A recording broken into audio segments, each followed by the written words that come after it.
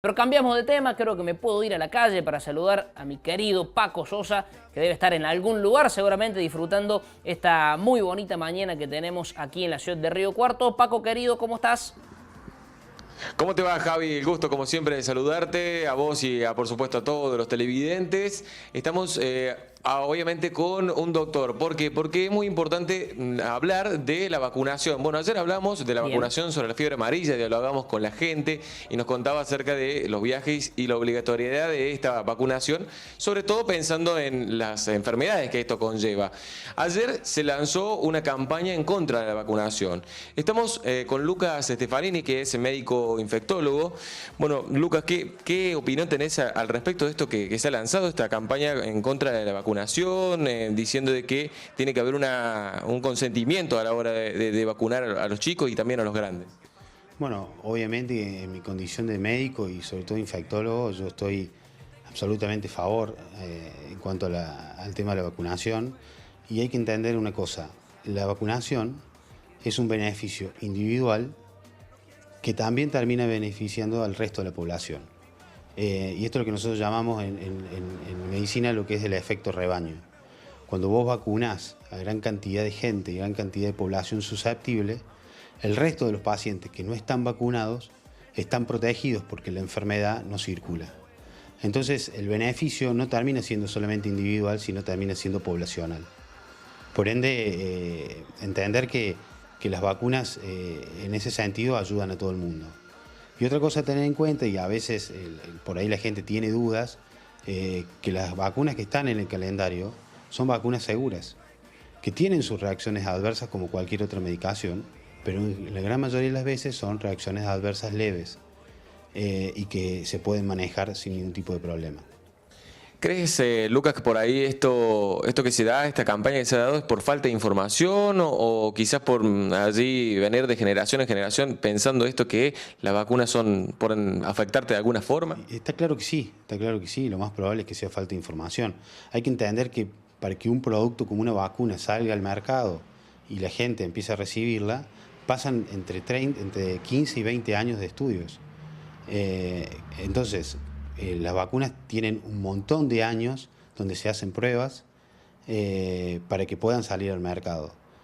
Y después de eso se siguen estudiando y se siguen controlando mientras se siguen colocando. O sea que el control es continuo. Por eso no tenemos que pensar digamos que hay una decisión en cuanto al tema de vacunas que no está controlada. Todo lo contrario. Por ahí la gente que está con esta campaña piensa de que no se ha informado las reacciones que se pueden tener con la vacuna y lo que genera también hacerse vacunar. ¿Cómo se hace para cambiar este pensamiento de algunas personas? Porque no son muchos, pero hay varias personas que tienen este pensamiento. Hay que informar, básicamente hay que informar. En los centros de vacunación a los papás siempre se les dice cuáles pueden ser las reacciones, que puede haber algo de dolor donde se coloca, si puede haber un poco de fiebre, cómo manejar esa fiebre, etc. O sea que es muy importante tener información y buena información. Entendamos una cosa, en Argentina este año hemos tenido algunos casos de sarampión y por eso se hizo una campaña a nivel nacional que fue muy exitosa, donde se vacunó a un montón de niños para prevenir que esta enfermedad vuelva a reaparecer. Pero en Estados Unidos y en Europa, todos los años, hay muerte de niños menores de 5 años por esto. Estamos hablando de muertes en niños, por una enfermedad que tiene una vacuna, que es segura y que se puede dar sin ningún tipo de problema. Por ende, la verdad que no hay razón para tener miedo o tener, digamos, algún problema con esto. Es simplemente información.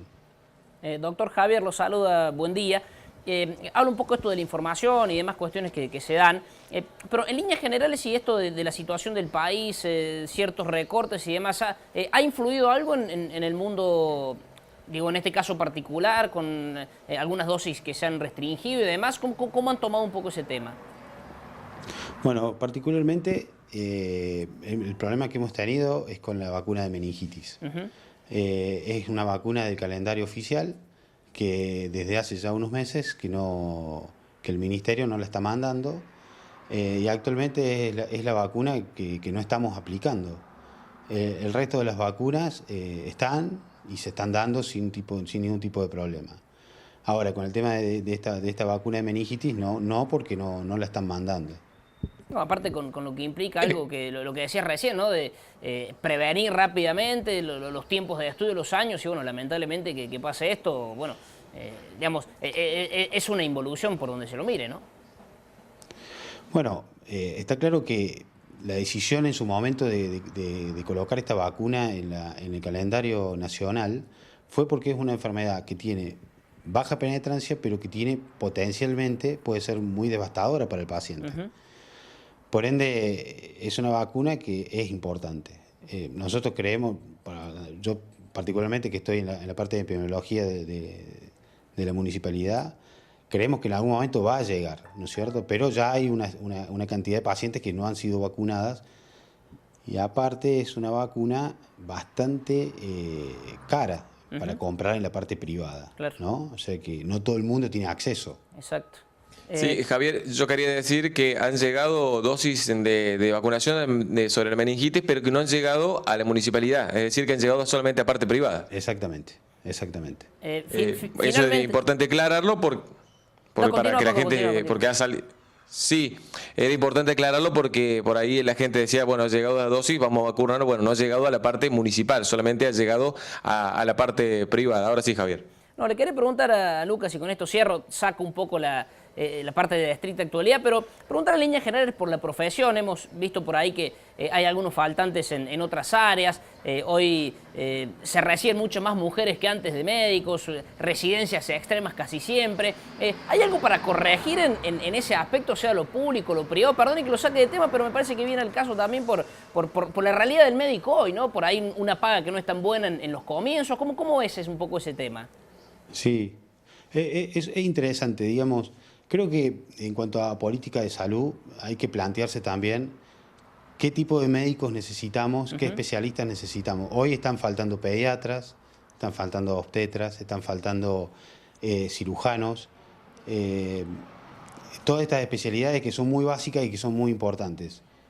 Una puede ser la paga, otra puede ser la cantidad de carga horaria que tienen estas especialidades, etcétera. Pero digamos, tiene que haber una decisión política de definir como país qué medicina queremos y hacia dónde vamos, y en ese sentido tratar de dar todas las herramientas que se puedan para que los chicos nuevos que se van recibiendo decidan hacer este tipo de especialidades, que son un poco más, obviamente, más sacrificadas y que muchas veces tienen esto de que muchas guardias y estás poco en tu casa y compartís poco con tu familia, pero bueno, también la medicina es una cuestión de vocación, ¿no? Sí, totalmente. Y cuando uno decide ser médico también sabe más o menos a qué se puede atener.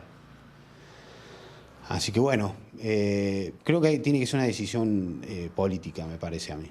¿Faltan políticas por ahí para acompañar a estas personas que deciden por allí no ir hacia esa especialidad e ir a otra por allí, como decíamos, por la situación económica, por quizás la menor carga horaria? ¿Faltan políticas para esto? Sí, yo creo que sí.